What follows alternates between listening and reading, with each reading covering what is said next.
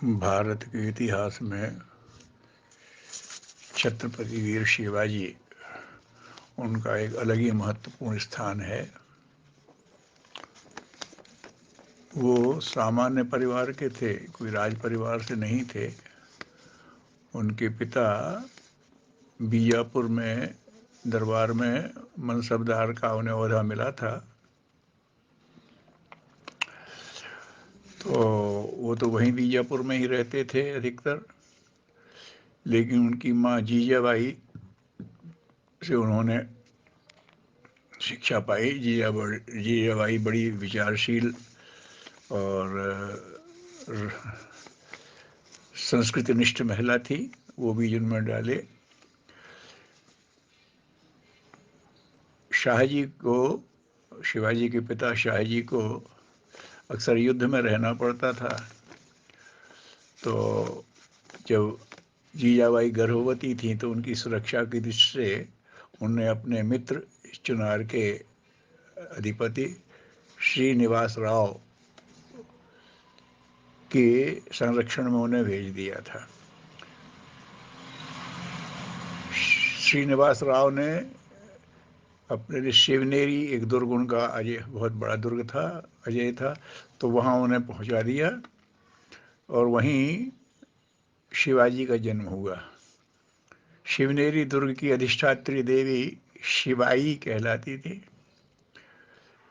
तो उन्हीं के नाम पर जीजाबाई ने पुत्र का नाम शिवाजी रख दिया।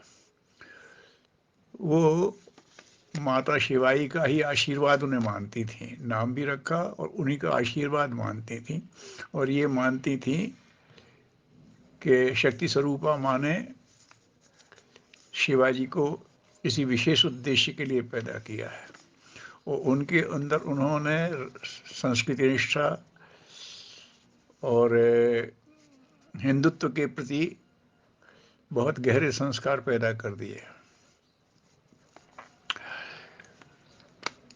जब युद्ध समाप्त हो गए और संधियां हो गईं और शाहजी बीजापुर के मनसबदार बन गए, तो उनको जागीर में पूना मिला था। तो उन्होंने जीजाबाई और शिवाजी को बुला करके और पूना भेज दिया। पूना जागीर के प्रबंधक थे दादाजी पूर्णदेव, बड़े विचारशील, बहुत राष्ट्रनिष्ठ, राजनीति के बहुत विद्वान और अच्छे योद्धा थे। तो देखा जाए तो राजनीतिक गुरु की जिम्मेदारी दादाजी पूर्णदेव ने संभाली। माता जीजाबाई ने जो संस्कार के बीज बोए थे, उनको खाद पानी फिर दादाजी पूर्णदेव ने दिया। उन्हें राजनीति के, प्रशासन के और योद्धा के सारे संस्कार देना शुरू किए। तो वो जागीर संभालते थे। 12-13 साल की उम्र में ही शिवाजी ने जागीर संभालने में योगदान देना शुरू कर दिया। जगह जगह कार बैठ जाते, जनता दरबार करते, लोगों का दुख दर्द सुनते, वहीं के वहीं फैसले कर देते। और ऐसे होते कि लोग, बड़े बड़े लोग आश्चर्य करते कि शिवाजी तो कमाल करता है। समर्थ गुरु रामदास ने उनके अंदर की प्रतिभा को पहचाना। उन्होंने शिवा को आगे बढ़ाया। शिवाजी ने उन्हें अपना आध्यात्मिक गुरु माना। और समर्थ गुरु रामदास ने एक अलग जगाई थी। वो हर घर वहाँ जा कर के कहते, जय जय जय रघुवीर समर्थ। मुसलमानों का अत्याचार देख करके लोग दब्बू बन गए थे, कोई उठने की हिम्मत नहीं करता था। तो वो भिक्षा मांगने के लिए यही नारा लगाते, जय जय जय रघुवीर समर्थ, कि हमारा रघुवीर बड़ा समर्थ है, इसमें सामर्थ्यवान लोगों को खड़े करना है। तो शिवाजी का प्रतिभा देख करके उनकी पीठ पे हाथ धर दिया, उन्हें आध्यात्मिक शक्तियां भी दी। तो राजनीतिक गुरु से अपना राजनीतिक वो सीखते रहे और समर्थ गुरु रामदास से उन्हें आध्यात्मिक शक्तियां मिली। उन्हीं ने उन्हें शक्ति साधना सिखाई। कहते हैं कि भवानी की आराधना की थी, भवानी ने उन्हें ये तलवार दी थी, ये समर्थ गुरु रामदास की कृपा थी। तो उनके मार्गदर्शन और शक्ति धर्म से आगे बढ़ने लगे, सबके प्रिय बन गए। तो उनके जो कारनामे थे उनकी प्रशंसा होने लगी। तो फिर उनके पिताजी ने उन्हें बुला लिया, वहां पर बुलाया और फिर दरबार में जाने की आग्रह करने लगे। लेकिन उन्होंने कह दिया, भाई मेरा मन नहीं होता, ये विधर्मी लोग हम पर शासन कर रहे हैं, हमारी संस्कृति को दबाते हैं, हिंदुओं पे अलग से कर लगाते हैं, हम ऐसे के दरबार में नहीं जाना चाहते। शाहजी जानते थे कि ये ऐसा ही व्यक्ति है, चुप रह गए। उनके एक मित्र थे मुरार पंत, उनसे भी कहलवाया, तो उनने भी शिवाजी ने अपने तर्कों से मुरार पंत जी को भी सहमत कर दिया। उन्होंने कहा ठीक है, लड़का ठीक कहता है, लेकिन स्थिति तो थी, क्योंकि ये सब बातें जा रही थी तो सुल्तान बीजापुर चाहते थे कि शिवाजी उनके सामने आए, वो देखना चाहते थे। उन्हें आमंत्रण इस तरह की बात कही, मैं उसे बुलाता हूँ। अब इनके सामने, शाहजी के सामने गंभीर समस्या आ गई कि मैं नहीं ले जाता हूँ तो पूछेंगे, और नहीं जाता हूँ तो कहेंगे तुम नहीं आए। तो उन्होंने फिर जीजाबाई से कहा कि भाई शिवाजी अगर मेरे साथ नहीं जाता है तो फिर मेरे लिए कुछ परेशानी खड़ी हो सकती है, अनिष्ट हो सकता है। तो फिर जीजाबाई ने समझाया कि बेटा तुम चले जाओ पिता के साथ, अपना काम अपने ढंग से करते रहना, लेकिन समझदारी से रास्ता बनाना पड़ता है। तो उन्होंने कहा ठीक है। तो फिर वो चले गए, वहाँ दरबार में प्रवेश किया, और वहाँ शहंशाह को झुक करके कोर्निश करनी पड़ती है, झुक के सलाम, वो न करके सीधे जाके पिता के पास बैठ गए। मुरार पंत जी ने बादशाह से कहा कि हुजूर ये अभी दरबार के कायदे समझता नहीं है, इसलिए कोर्निश नहीं की। तो उन्होंने शिवाजी की तरफ देखा, तो शिवाजी ने अदब से खड़े होकर कहा, शहंशाह आप शहंशाह हैं, लेकिन उससे भी ज़्यादा हमारे लिए हमारे पिता के मित्र हैं, और मैं आप में अपने पिता का स्वरूप देखता हूँ। तो मैं आपसे ये आज्ञा चाहता हूँ कि जैसे मैं किसी भी समय पिता के पास आके बैठ जाता हूँ बिना किसी औपचारिकता के, वैसे मैं आपके पास भी आकर के बैठ सकूं। तो सुल्तान खुश हुए, उन्हें वो छूट दे दी।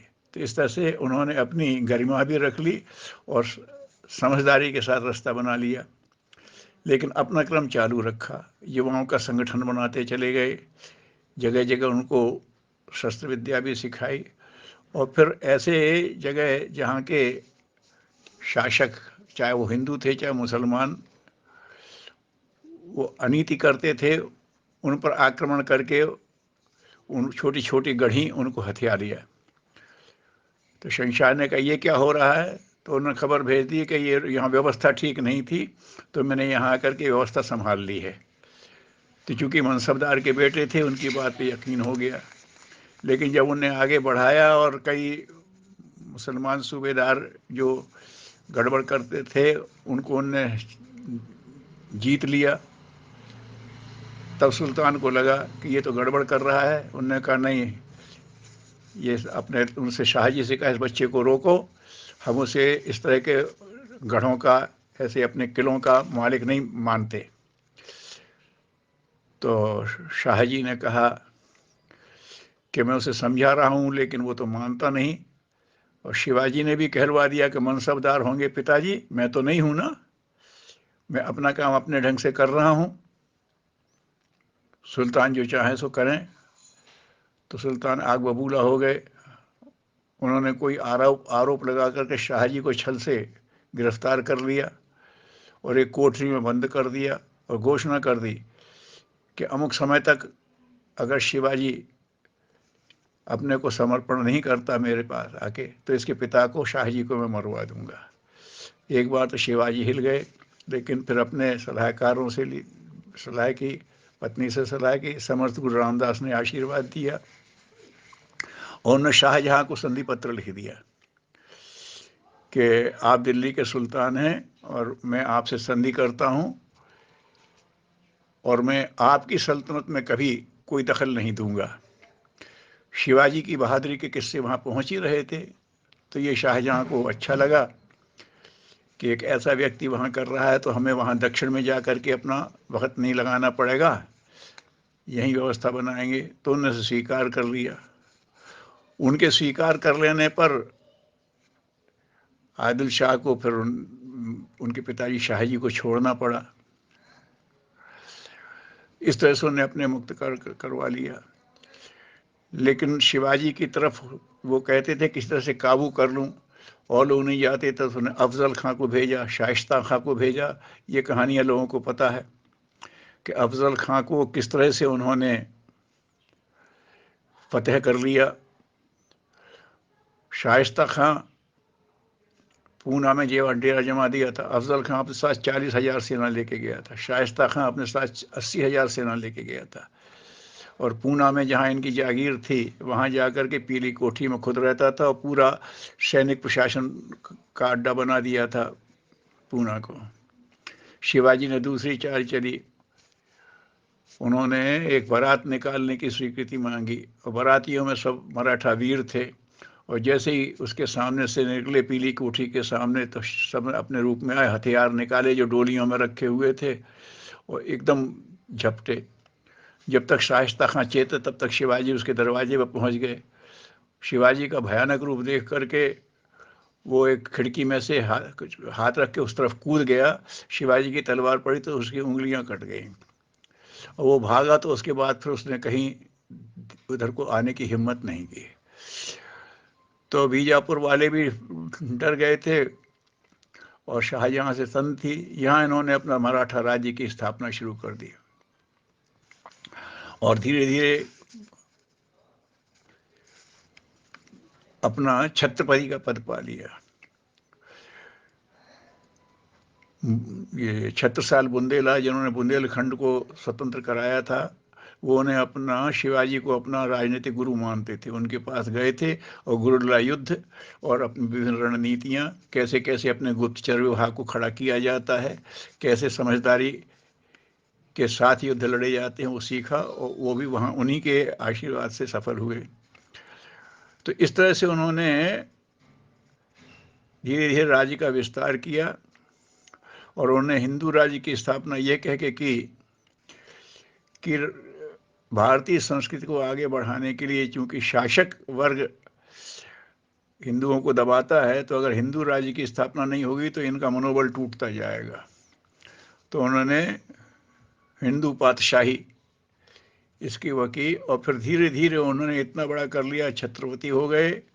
वहाँ कोई जाने की हिम्मत नहीं करता था। विशाल क्षेत्र 650 किलोमीटर बाई 650 किलोमीटर ऐसा करीब उनका क्षेत्र विस्तार हो गया था। वहाँ तो कोई उनसे हिम्मत नहीं करता था। लेकिन उसके बाद शाहजहां के बाद औरंगजेब जब आ गया तो औरंगजेब दक्षिण में गया विशाल सेना लेकर, तो ये वैसे चुप हो गए समय देख करके। और जब वो फिर दिल्ली चले गए तब इन्होंने फिर अपना काम शुरू किया। तो राजा जय सिंह के माध्यम से औरंगजेब ने उनको कुछ विश्वास दिलवाकर दरबार में बुलवाया और दरबार में उनका स्वरूप देख करके वो नाराज हो गया। उन्होंने जिस तरह का अदब करना चाहिए था किया नहीं, तो उन्हें नज़र कैद कर दिया था। तो नज़र कैद होने की स्थिति में फिर उन्हें बीमारी का बहाना किया। सबको पता है कैसे दान के लिए जाने वाली मिठाई के झाबों में बैठ करके वो निकले और फिर जो उनका काम हुआ तो उनके पलट के नहीं देखा। स्थिति उनकी ये हो गई थी कि पूरे दक्षिण में तो उनका दबदबा हो गया था, वो दिल्ली पे भी चढ़ाई की योजना बनाने लगे थे। लेकिन फिर उसी समय उसी बीच में वो रुकन हुए, उनका देश छूट गई। लेकिन वो एक ऐसा माहौल पैदा कर गए कि भारतीय संस्कृति, हिंदू संस्कृति, इसके उत्कर्ष के लिए एक हिम्मत आ गई लोगों में। वो कवि थे,